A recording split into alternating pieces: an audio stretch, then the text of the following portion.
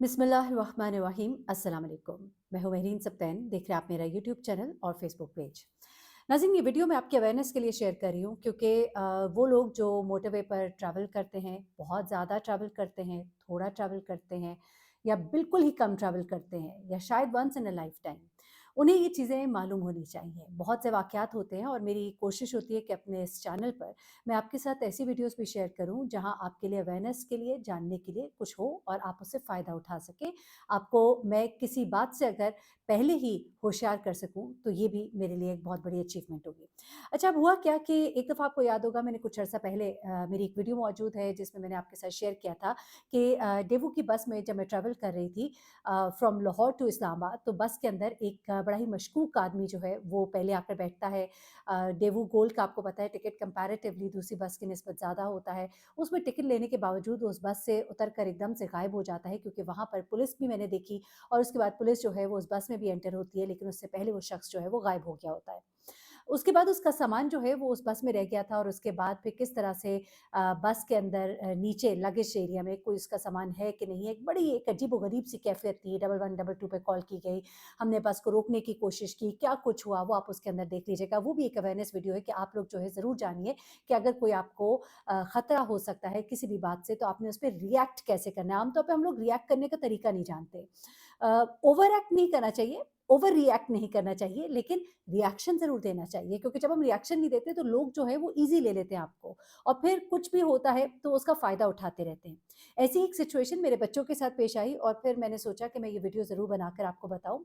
Amount बहुत थोड़ी-सी थी, लेकिन इस तरह का वाक़या आपके साथ पेश आए, हर एक की हार्ड अर्न्ड मनी होती है, आपने बड़ी मेहनत से कमाई होती है। जो लोग तनख़्वाह पर होते हैं, उनके लिए बड़ी मुश्किल होती है कि वो एक शहर से दूसरे शहर ट्रैवल करके जाएँ, फिर वापस आएँ, इतना ज़्यादा पैसा लगाएँ, उसके बाद फिर आप वापस आ रहे हों, तो रास्ते में आप लुट भी जाएँ, तो ये आपको बड़ा तकलीफ़देह होता है, आपके लिए मुश्किल होता है। चाहे वो ₹100 हो, चाहे वो 1000 हो, चाहे वो 2000 हो, चाहे वो 5000 हो।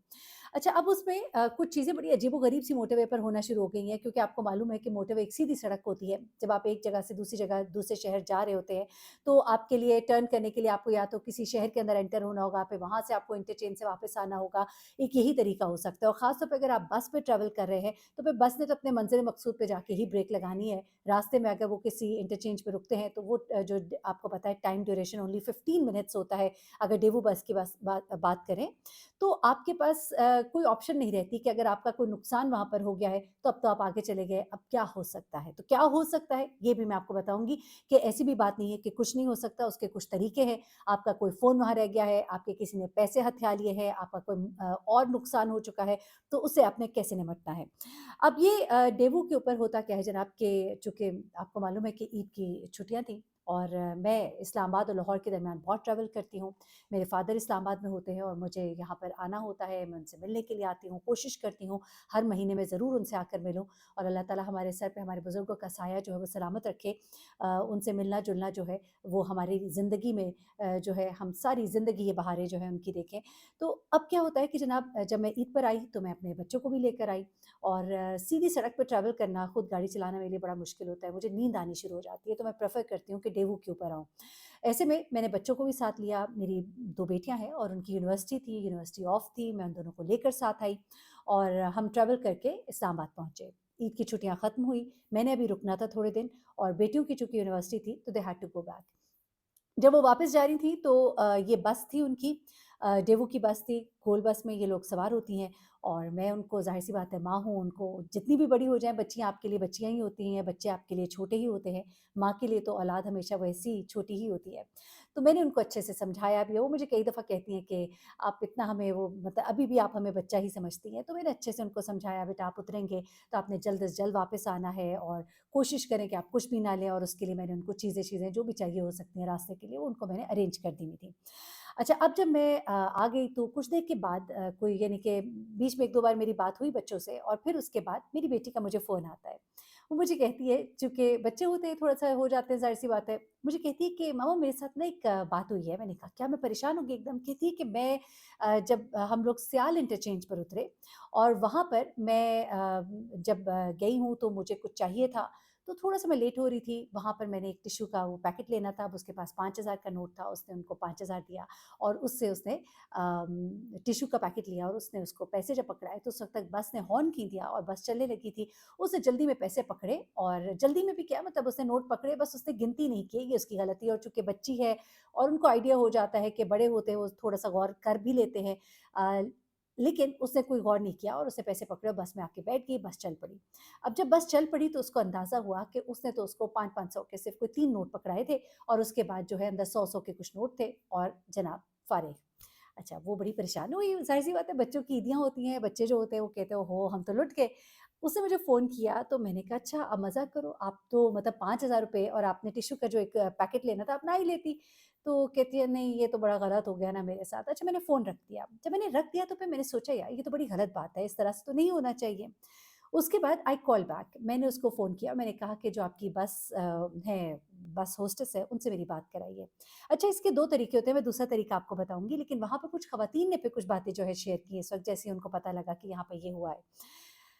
अब क्या होता है जनाब कि मैंने बस हॉस्टल से कहा कि भई ये इस तरह बच्चों के साथ हो गया है तो ये जहाँ आप सियाल इंटरचेंज पे रुके थे क्योंकि मुझे मालूम है कि डेवू जो है उनके अपना अमला होता है इन इंटरचेंजेस पर और यहाँ पर चूँकि ये उतरते हैं इनके ड्राइवर इनके जो भी होते हैं उनको खाना खिलाया जाता है, वो उन चीज़ों को मेंटेन करते हैं और वो वहाँ के जो मैनेजर होते हैं, जो वहाँ के सारे मामलात को देखते हैं, उनको भी जानते होते हैं।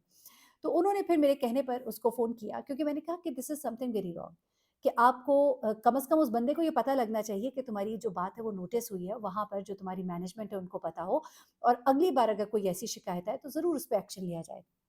उसने फिर जाके वहाँ पे मैनेजर से बात कराई। मैनेजर ने फिर बच्ची से पूछा कि कौन-सी जगह थी। अब मैं थोड़ा-सा आपको बता भी देती हूँ, ये बट कढ़ाई है, बट कढ़ाई के बाहर जो दुकानें हैं आप जैसे वॉशरूम से बाहर निकलते हैं तो वो वाली। वहाँ पर जब उससे बात की तो वो बंदा उन्हें कहता है, "अच्छा जी, हम जी सीसीटीवी कैमरे में देख लेते हैं और अगर ऐसी कोई बात है तो हम बच्ची को वापस कर देते हैं।" अच्छा, उन्होंने फिर फ़ोन किया जी कोई जैज़ कैश नंबर दीजिए, उनको नंबर दे दिया बच्ची ने। उसके बाद उन्होंने वो पैसे वापस भेजने से पहले एक डिटेल मैसेज किया, कहा जी गलती हो गई, बड़ी माज़रत पैसे जो है वो बच्ची के गिर गए थे। अच्छा बच्ची के पैसे अगर गिर गए थे तो जब वो बंदा पहले पूछने गया तो उन्होंने बिल्कुल ही लाइल्मी का इज़हार किया। उसके बाद उन्होंने दूसरी बात ये कही जी हम सीसीटीवी कैमरे में चेक कर लेते हैं। अगर किसी के पैसे गिरे होते तो उनके ज़हन में थोड़ी देर पहले की बात तो इस तरह से तो नहीं मिट जानी थी। तो उन्होंने फिर चूँकि वो बात मैनेजर लेवल तक चली गई थी और उधर से आके सवाल-जवाब हो गया था और उनकी बदनामी होनी थी, तो उन्होंने फिर फ़ौरन ही वो जैज़ कैश कर दिए। अब जनाब वहाँ पे जो 2 ख़वातीन बस में थीं, उन्होंने फिर बताया वहाँ पे जब बस होस्टेस की बात हो रही थी, फिर बस होस्टेस ने मुझे कहा कि जी, ये यहाँ पर तो बहुत ज़्यादा होता है। ये तो आपने परसों कर लिया, वरना तो लोग फिर कहते हैं जी अब तो नुकसान हो गया, उन्हें लगता है कि शायद कुछ हो ही नहीं सकता। अब ये जब हुआ, तो मुझे भी आइडिया हुआ कि मैं आप लोगों के साथ शेयर करूँ कि इस तरह से आपकी बचत हो सकती है। वहाँ पे 2 ख़वातीन ने बताया कि उनके साथ 2 बड़ी अजीब-सी वारदातें हुई। अब वो वारदात क्या हुई जनाब कि इसी तरह से एक तो ख़ातून वो कहती हैं कि मैंने भी इसी तरह से पैसे दिए, तो इसी तरह 5,000 का नोट था और उसमें उन्होंने सारे 5-5 सौ के और 100-100 के कुछ नोट थे और उसमें से उन्होंने कोई 2 500 के नोट कम यानी ₹1000 कम था। और चूँकि गाड़ी चल पड़ी थी और फिर ज़ाहिर-सी बात है हम आगे आ गए थे, जब काउंट किया कम थे। फिर मेरे मियाँ ने कहा कि चलो भई अब तो क्या हो सकता है, जबकि हम गाड़ी पे थे। अब हम उसके लिए बाकायदा इंटरचेंज से निकल के बाहर आते और ये सब को तो हम नहीं कर सकते थे। तो हमने उसको लान-तान किया, 2 सलावातें सुनाई और उसके बाद हम अपने सफ़र पे रवाना रहे। फिर दूसरी खातून कहती है जी मेरे साथ एक बड़ा अजीब वाक़या हुआ और अगर इस वाक़ये को आप कोट कर सकें तो ज़रूर कीजिएगा। वो वाक़या क्या था? वो वाक़या जनाब ये था कि जब वो वहाँ पर गईं तो वहाँ पर जो एक मौसूफ़ थे, जो दुकानदार थे, उन्होंने उनसे कहा कि बाजी आपके पास 5,000 आपके पास 5,000 है, हमारे पास टूटे-टूटे नोट हैं, तो मुझे ना 5,000 का नोट चाहिए, किसी को देना है। तो उसने वो कहती है कि जब मैं कुछ चीज़ें ले रही थी तो मैंने अंदर से पैसे निकाले थे, उसकी नज़र पड़ गई थी कि मेरे पास 5,000 का नोट है। वो कहती है कि मैंने कहा हाँ, मेरे पास है, मुझे भी चेंज चाहिए होते तो मैंने कहा चलो ठीक है। कहती मैंने उसको 5,000 दिया, उसने मुझे हज़ार-हज़ार के नोट दिए और इसी तरह हम जल्दी में होते हैं, जब मोटरवे पे होते हैं, तो मैं जल्दी से आकर अपनी गाड़ी में बैठी, ये गालबन भेरा का वाक़या है, भेरा इंटरचेंज का गालबन। वो कहती है कि मैं आके गाड़ी में बैठी, हम चल पड़े और उसके बाद हम जब अगले इंटरचेंज पे कहीं रुके, तो हमें कुछ लेना था, तो जब वो नोट जो है मेरे पास क्योंकि वही पैसे थे, मैंने वो नोट निकाले, तो उसमें से 3 नोट जाली निकले। तो ये भी एक काम होता है। अब इन 3 नोटों के लिए कौन वापस जाए और चूँकि उनको भी ये नहीं पता था जो तरीक़ाकार मैंने इख्तियार किया क्योंकि हम लोग थोड़ा-सा चीज़ों की वो बेस तक जाते हैं, हम चीज़ों को डिग आउट करते हैं, तो थोड़ा-सा एक आइडिया हम अपने दिमाग को लड़ाते हैं कि क्या तरीक़ाकार हो सकता है। तो एक तो आप ये डेवू में अगर है तो आप उनसे बात कर सकते हैं कि आपका जो नुमाइंदा वहाँ पे मौजूद है जिस इंटरचेंज पे रुके थे। दूसरा तरीक़ाकार जो है वो बहुत आसान है, वो भी मैं आपको बताती हूँ क्योंकि इस पे एक्शन बाकायदा लिया जाता है। अ, एक और वाक़या भी है, पहले मैं वो आपको बता देती हूँ, फिर आपको वे आउट बताऊँगी। एक और वाक़या जो है उसमें ऐसा हुआ था कि इसी तरह से एक और हमारी एक जानने वाली खातून है, ये उन्होंने काफ़ी पहले बात बताई थी जो मेरे ज़हन में उस वक़्त आई जब इन लोगों ने ये वाक़यात बताए हैं। उन्होंने बताया था कि इसी तरह से अदर वे अराउंड हुआ था कि उस बंदे ने मुझे जो है 5,000 का नोट जो है मुझे वो दिया था और मुझे उसने कहा था बाजी आपके पास 5,000 का चेंज है? तो वो कहती है मेरे पास हज़ार-हज़ार के नोट थे। मैंने उसको हज़ार-हज़ार के नोट दिए, 500 की मैंने कोई शॉपिंग की और 100-100 के नोट देके मैंने उससे 5,000 का नोट ले लिया। अब इतना तो मुझे पता नहीं था, गाड़ी में आके बैठे, सफ़र पे चल पड़े और उसके बाद पता लगा कि जनाब जहाँ पे कि खर्च करना था तो वो 5,000 का नोट जो है वो जाली था और ये पता भी उनको घर जाकर लगता है और जब तक काफ़ी देर हो चुकी होती है। लेकिन इस तरह अगर आपके साथ हो जाए तो चुप करके मत बैठ जाइए, ये मेरी बात याद रखिएगा। जब हम लोग चुप कर जाते हैं ना तो हम लोगों को ये मौका देते हैं कि आप जो मर्ज़ी कर लीजिए और हम जो हैं, हम बहुत अवेलेबल हैं, हमारे साथ कुछ भी हो सकता है और हम जब कुछ हो जाएगा तो हम चुप कर जाएँगे, नहीं, ये चुप करना भी मैं समझती हूँ एक गुनाह है। आपने एक काम करना है, जैसा मैंने बताया कि अगर आप डेवू पे हैं, तो आप डेवू के अमले से बात कीजिए, आपकी जो बस में ड्राइवर है, वो आपको नंबर देगा, आप उस बंदे से बात करें वहाँ पर और उस बंदे को पैगाम पहुँचाएँ। अगर वो इस पर रिस्पॉन्ड नहीं करता, तो दूसरा रास्ता उसका क्या है? क्योंकि अगर आप अपनी गाड़ी पर भी हैं, तो फिर भी तो आपने किसी तरह उनसे कॉन्टैक्ट करना है। तो फिर आप ये कीजिए कि आप मोटरवे पुलिस जो है 130 ज़्यादातर नंबर तो है, वो नहीं मिलता है, वेरी सैड टू से लेकिन नहीं मिलता। तो उसके बाद आप अगर गूगल पे सर्च कीजिए तो आपको हेल्पलाइन नंबर मिल जाएँगे। आप हेल्पलाइन पे फ़ोन करें और उनको बताएँ कि मैं फलाने इंटरचेंज पर था और मुझे मोटरवे पुलिस और वहाँ की पुलिस को कंप्लेन करनी है, तो आपको वो वहाँ का उस इंटरचेंज का नंबर देंगे। आप उस इंटरचेंज की पुलिस को जब राब्ता करेंगे और उनको पूरा केस बताएँगे, तो फिर वो जाके उनसे बात करेंगे और फिर ये चीज़ जब टेकअप होगी और जब चले अल्लाह करे कि आपकी चीज़ रिकवर हो जाए, अगर नहीं भी होती ना तो अगला कोई बंदा जो है इस तरह के वाक़ये से बच जाएगा। और आम तौर पे और हाँ, अपना कंप्लेन नंबर ज़रूर लीजिए और उनको कहिए कि मुझे इसका फ़ीडबैक चाहिए और ये आपको बड़े अच्छे से फ़ीडबैक देते हैं। कुछ इदारे हैं हमारे बहुत एक्टिवली काम कर रहे हैं जिनमें हमारा ये इदारा भी है, हमारा 1122 हमारा 15 बहुत अच्छे से काम करता है क्योंकि 1-2 बार इस तरह के कुछ और वाक़यात हुए थे तो जब मैंने उनको राब्ता किया तो they called me back again and again जब तक कि वो मसला रिज़ॉल्व नहीं हुआ था and one of them was that incident जो मैं डेवो से लाहौर से इस्लामाबाद आ रही थी। उस वक़्त जब डेवो बस के अंदर एक मशकूक आदमी एकदम से गायब हो जाता है और उसका सामान जो है वहाँ रह जाता है और फिर लगेज में से हमें क्या मिलता है, वो वाक़या जो है तब भी 1122 ने हमें बहुत कोऑपरेट किया था और उन्होंने हर चीज़ को बड़ा एक्टिवली टेकअप किया था। यहाँ तक कि डेवो बस के जो ड्राइवर जो मुड़ने पर राज़ी नहीं हो रहे थे, उनको अपनी गाड़ी को वापस मुड़ के टर्मिनल पे लाना पड़ा था।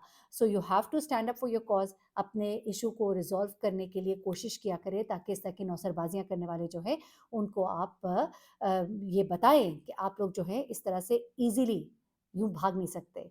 और ख़ास तौर पे जिनका आपको पता है कि वो कौन-सा उनका लोकेशन है, कौन-सी जगह पर वो मौजूद हैं, तो ऐसे लोगों को तो बिल्कुल भी मत छोड़िए। अपना बहुत ख़्याल रखिएगा, मोटरवे पर अपनी सफ़र करते हुए हिफ़ाज़त का ख़्याल रखिए और इस तरह के नौसरबाज़ों से बच कर रहिए।